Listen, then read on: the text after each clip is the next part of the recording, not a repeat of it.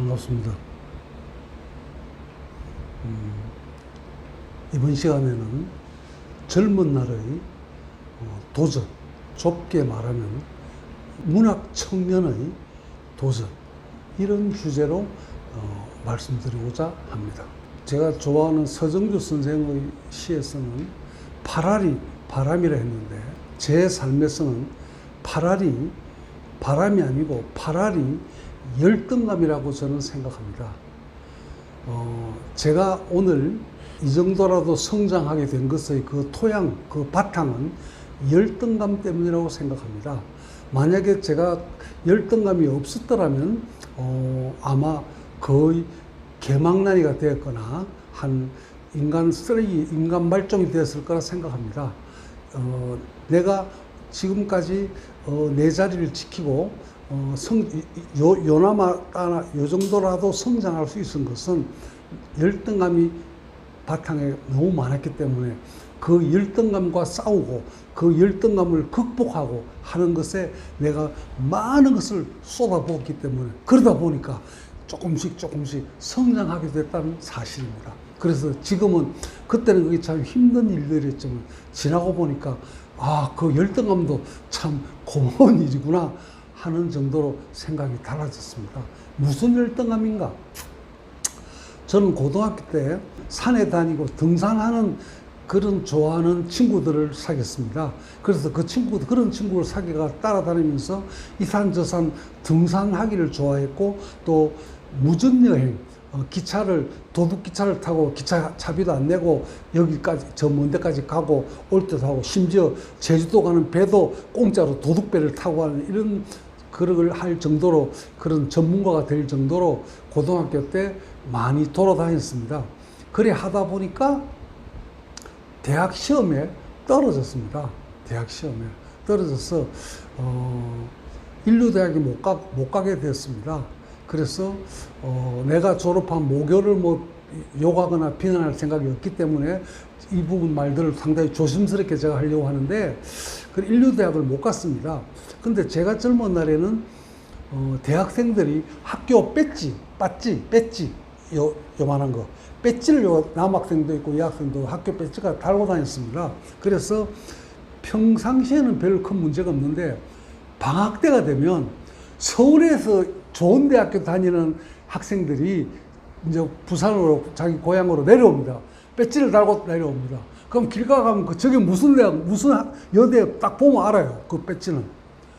근데 내가 다니던 학교는 인류대학이 아니었기 때문에 우리 학교 학생들은 내가 대충 내 짐작에 아마 한 절반 정도는 배지를 안 달고 다니는 것 같습니다. 절반 정도는. 한 절반 정도 학생은 달고 다녔어요. 근데 특히 방학 때가 되면 우리 학생들이 기가 죽는 거예요. 저 인류대 학생이 딱 이러고 다니니까.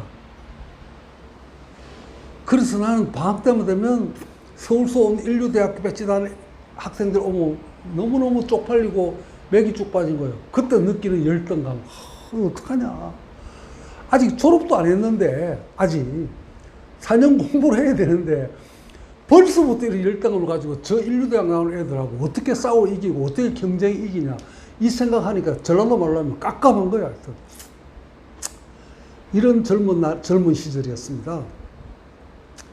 제가 국문과를 다니기 때문에 문학 청년입니다. 다른 과 같으면 무슨 사법고시를 본다든지 행정고시를 본다든지 어떻게 이런 걸 꿈을 가지겠지만, 국문과 학생은 그런 꿈은 아니고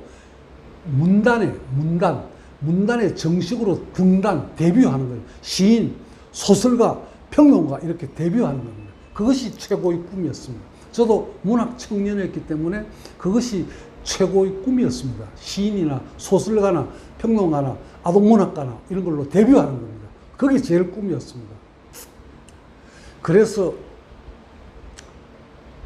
이제 대학교 입학을 하니까 아까 말한 것처럼 방학 때가 되니까 애들이 기가 푹 죽고 있는 게 보여요. 그 인류대학교 배지 달고 딱 이런 아이한테 기가 죽는 게.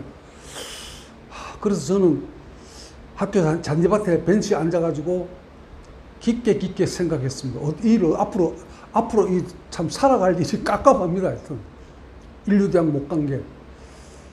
그때 뭐 후회해봐야 늦었고 다른 길도 없고 재수할 생각은 없고 그래서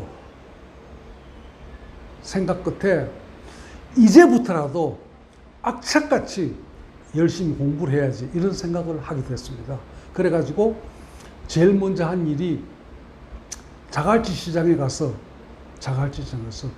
미제 군복 낡은 거, 새 거 말고 중고품 싸니까 군복하고 미제 워카, 군화 중고품 싼 거 그걸 또 등산했으니까 또 워카는 또 다른 거 단화도 있고 뭐 신이 좀 있었습니다. 그래 워카도 뭐 꼬물한 게 사고 작업복도 하나 사고 그걸 딱 사고 나서 고등학교 때 싸돌아 다니느라고 대학 시험에 떨어졌으니까 나는 다시는 이제 안 사도 여행이고 등산이고 이런 거 절대 안 간다. 나는 틈만 나면 공부해 이렇게 결심했습니다. 그래서 그 작업복하고 그 미제 군화 신고 도서관에 갔습니다. 우리 대학 도서관에 갔습니다. 도서관에 가서 제일 먼저 뭘 했냐? 학원사에서 나온 세계 문해 대사전이라는 것이 한 요만큼 두꺼운 거. 한 1000몇 페이지 되는 사전이 그게 유일한 사전, 문해사전 유일한 것이었습니다. 그때. 딴 사전은 없었습니다. 문해사전 그것뿐입니다. 문해대사전을 신청을 해 빌려와가지고 뭘 찾았냐면 그거는 기억니은 사전이니까 기억니은 순수로 주제가 분류되어 있는데 시옷, 내가 송현이니까 시옷 칸을 딱 찾았습니다. 그래 쭉 시옷을 찾는데 내가 앞으로 공부 열심히 해가지고 10년이고 20년 뒤에 나도 여기 이름이 올라가야 된다고. 이 사전에 내 이름이 여기 올라가야 된다고. 요 자리에 기억 김가는 앞에 오고 송가는 저 시옷이니까 뒤에 끝에 여기 올라가야 된다고. 그 내 이름 자리 들어갈 찾았습니다. 송욱이라는 사람이 있어요. 서울대 교수야. 와, 뭐 양력이 뭐 골도 돼요. 송욱 선생 밑에 좀 지나서 송현이 들어가야 할 자리야. 만약에 들어간다면 나는 대학 1학년 학생이고. 그래서 정확하게 가나다 순으로 딱 찾아가지고 송욱 선생 밑에 요 자리가 내가 들어갈 자리 앞으로 공부 열심히 해가지고 인정받으면. 그래서 아무도 안 볼 때 볼펜을 가지고 사전에다가 이렇게 끼우는 표시, 요 끼운 표시를 락스하는 거예요. 이거 락스하면 안 되는데 락스해가지고 요 끼운 표시가 여기다가 볼펜으로 송현 이렇게 적었어요. 적어가지고 놓고 이 사진은 더 볼 필요가 없어요. 끝. 반납했어요. 끝. 앞으로 내가 이제 열심히 해가지고 내 사전에 올라가야 된다. 그게 목표야. 마치 또 법 이과 학생이 고시험 공부하는 것처럼 그게 목표였습니다. 그래 놓고 매일 도서관에 가서 책을 봤습니다. 공부를 했습니다. 그때 늦게. 공부를 하는데 어느 날 학생 휴게실, 총학생의 휴게실이 있는데 그거는 뭐 요즘 말로 하면 커피도 한 잔 마시고 뭐 과자도 사 먹고 뭐 이런 거죠.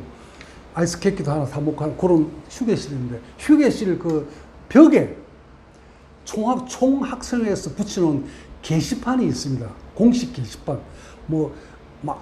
이름 없는 단체에서 붙인 대자보 말고 총학생회 공식 기관에서 붙인 합법적인 게시판이 큰 게시판에 게시물이 큰 게 하나 붙어있어요. 그걸 또 보니까 우리 학교가 동아대학교인데 동아대학교 문학상 제3회 그 앞에 생긴 지가 얼마 안 됐나 봐요. 그 제도가 몇십 회가 안 된 거 3회인가 그래요. 3회. 그러니까 생긴 지가 3년밖에 안 된 거죠.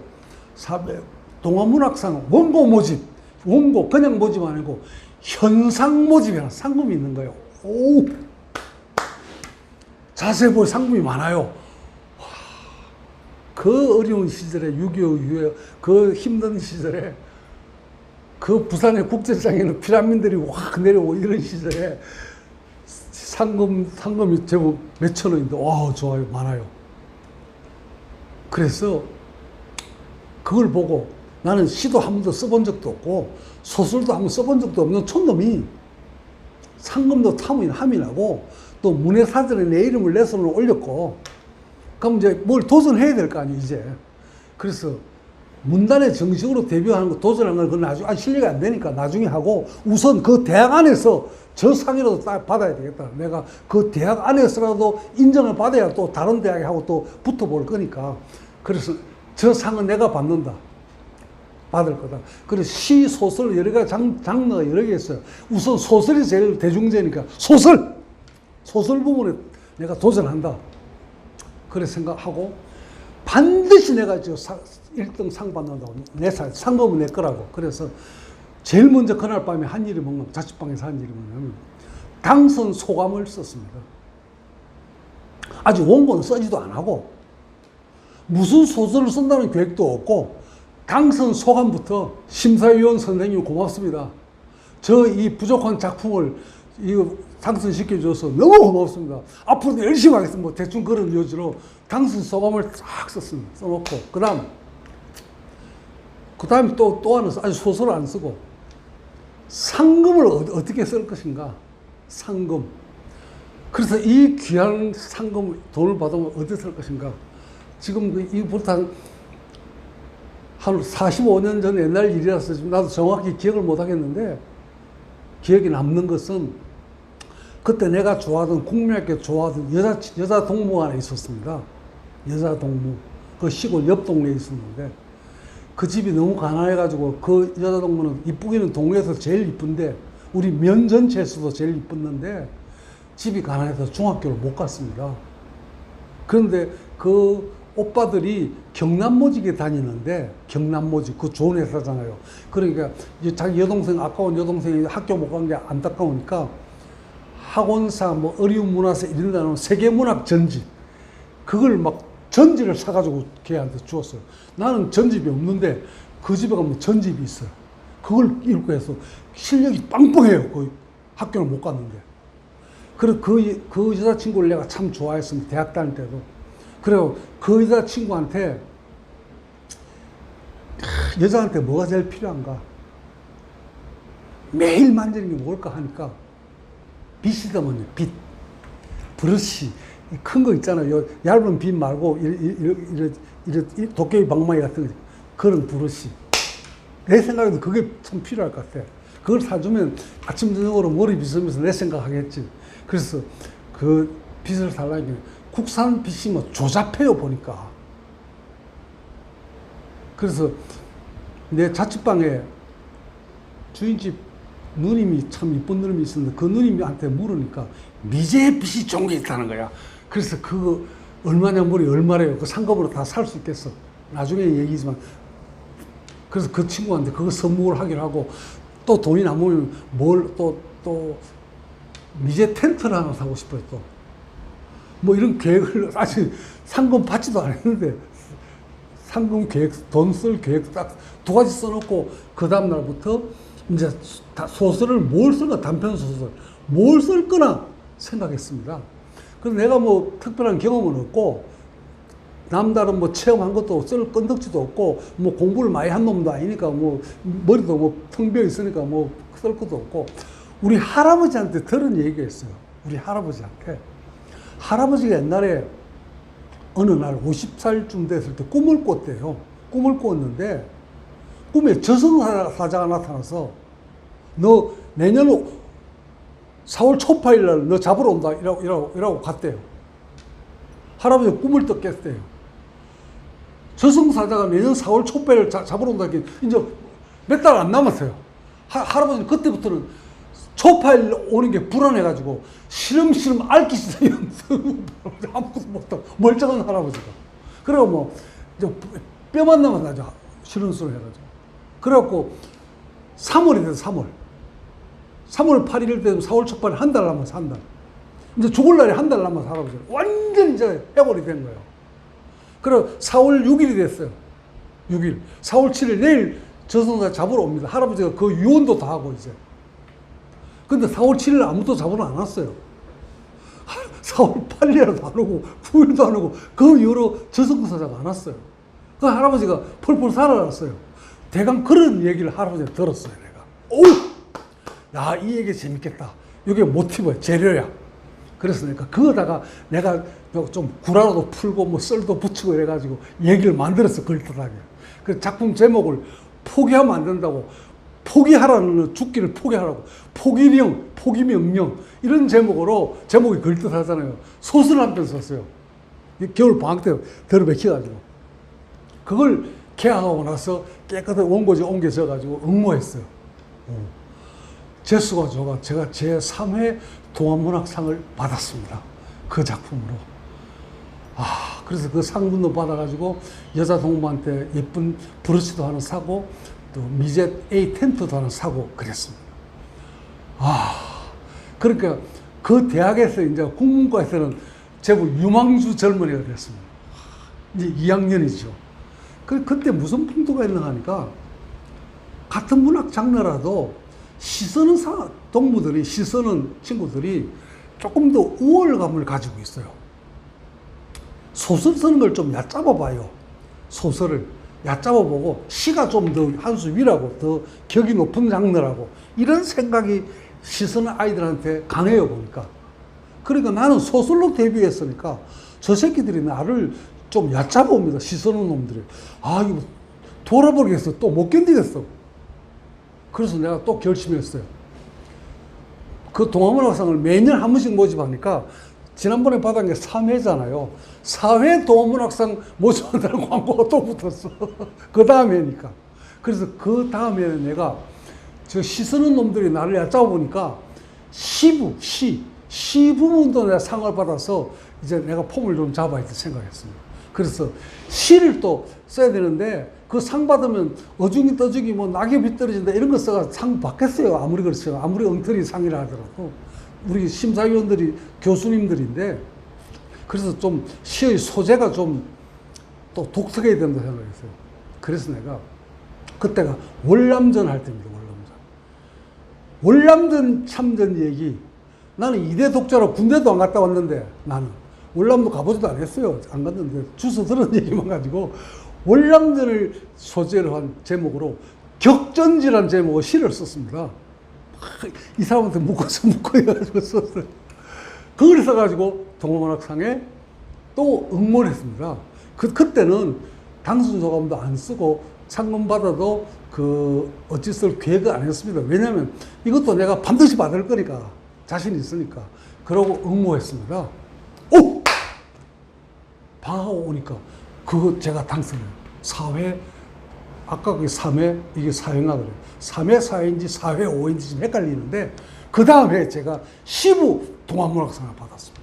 그럼 우리 대학에서 소설부, 시부 두 개 다 휩쓴 사람은 제가 처음입니다. 자, 이러니까 이제 그 2학년 말 3학년 초니까 자신감이 생깁니다. 야, 열심히 공부하면. 그래가지고 열심히 공부해가지고 1975년에 미당 서정주 선생 추천으로 정식으로 문단에 데뷔했습니다. 그로부터 약 한 10년쯤 뒤가 될지 모르겠어요. 69년에 졸업했으니까 64년, 한 10년쯤 뒤에 데뷔한 거예요. 정식으로 등단한 거예요. 그래가지고 그때 한국 문해사전에 제 이름이 올라갔습니다. 그 꿈을 이룬 거예요. 그래서 나는 지금도 거의 벌써 40년도 더 오래된 옛날 얘기지만 지금도 그때 생각을 하면 가슴이 설레고 가슴이 뜁니다. 그래서 내가 그때 젊은 문학 청년일 때 참 순진하고 무모하지만 이런 계획을 세워가지고 도전한 것이 참 잘한 것이다 생각하고 있습니다. 혹시 이 방송을 보는 분들 중에 젊은이들이라거나 혹은 어른들이 보면 대개 자녀들이 젊은 청년이 있으면 이런 얘기를 들려주기 바랍니다. 그래서 용감하게 무모하지만 도전해서 그 도전을 통해서 성취해도 많은 걸 얻게 되지만 성취하지 못한다 하더라도 그 도전이 하나의 성장하는 뒤임돌이 되니까 대단히 가치 있는 일이 될 거라고 생각합니다. 자, 오늘은 여기서 마치겠습니다.